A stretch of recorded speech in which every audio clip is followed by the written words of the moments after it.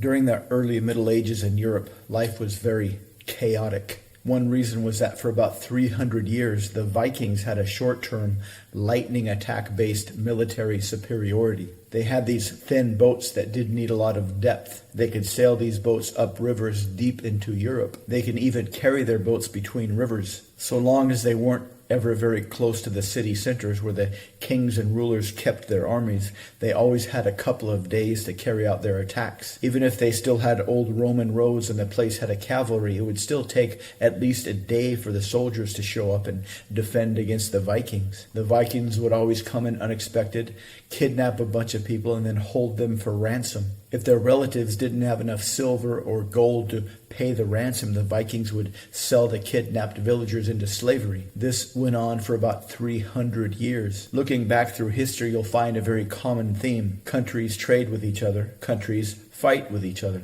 They almost always do one or the other. But many times, violence comes first and trading comes second. These two strategies of trade versus might makes right can be found everywhere.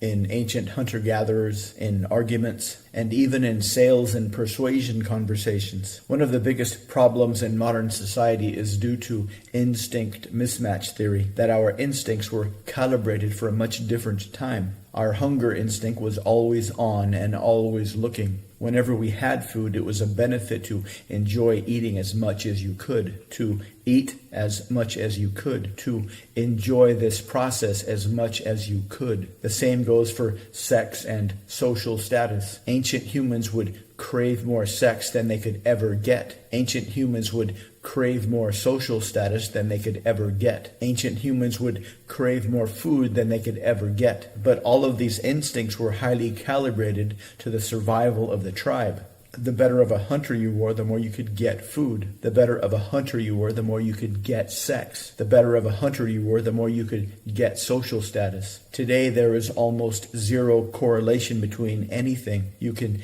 get food easily. You can get sex easily. You can fake social status easily. One instinct, however, that worked fantastically back then, that can also work fantastically today, is our hallucination instinct. Ancient humans would sit around the campfire every night telling stories, hero's journey stories, stories where a hero goes out and kills a monster. So when the young hunters would go hunting, you could imagine that you were the hero. If you imagine that you are the hero, you will be more successful. This is helped by our ability to hallucinate things that aren't real. The more we can make these hallucinations seem real, the more these hallucinations can help us. They can help us to imagine role models. They can help us to imagine what we might be capable of someday. They can help us to imagine a place beyond this life where all your ancient ancestors are happily living together and secretly rooting for you to succeed.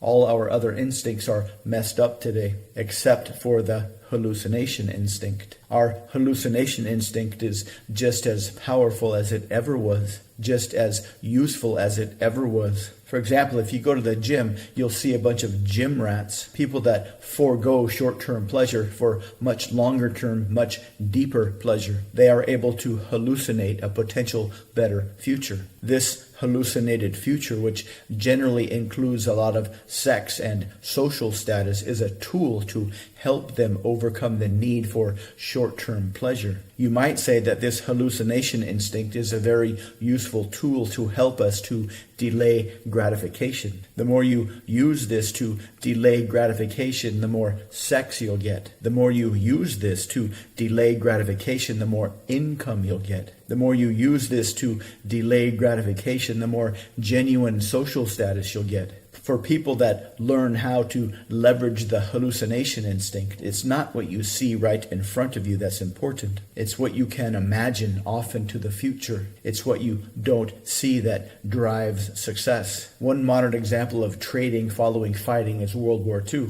Both Japan and the U.S. were trying to kill the crap out of each other. Then the U.S. won and Japan lost. Now the U.S. and Japan are fantastic trading partners. The High Middle Ages came when the Vikings stopped attacking. Because the Vikings stopped attacking and the mayhem ended, Europe could slowly build up its culture and society.